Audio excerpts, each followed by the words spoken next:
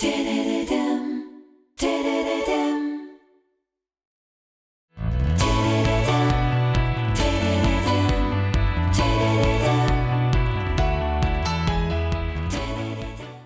Bruno Chrétien. Bonjour.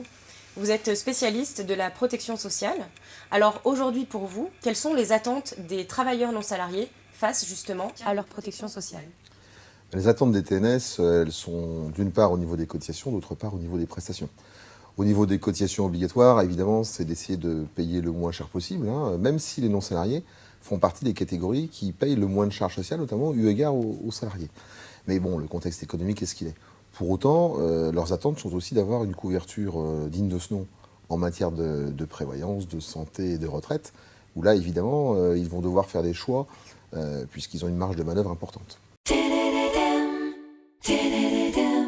Quels sont les points de vigilance que les travailleurs non salariés doivent avoir aujourd'hui en matière de complémentaire santé, de retraite ou de prévoyance? Alors vous savez qu'en matière de protection sociale, on est souvent dans beaucoup d'idées reçues. C'est-à-dire que souvent, les gens focalisent en termes de perception de besoins sur des risques qui sont parfois pour eux très forts, je pense à la santé, et puis ils ne vont pas s'occuper de risques qui sont en fait très importants car les régimes obligatoires sont très faibles. Je pense à tout ce qui est prévoyance, et ça vous le savez bien sûr chez Alpetis.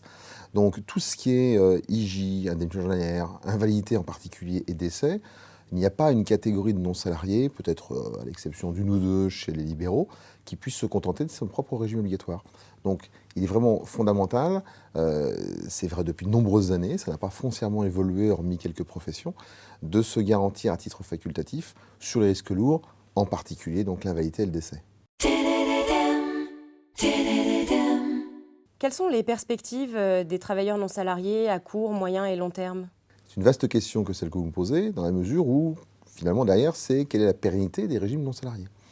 Le paradoxe, c'est qu'aujourd'hui, on est dans une situation, notamment chez les artisans commerçants, un petit peu dangereuse, liée à un projet porté par l'actuel Premier ministre, qui est la suppression de la C3S. Alors, je ne veux pas être technique, mais il y a une contribution sociale de solidarité payée par les entreprises générant un chiffre d'affaires supérieur à 760 000 euros par an. Et dans une logique de baisser les prélèvements, Manuel Valls a annoncé la suppression progressive de cette C3S.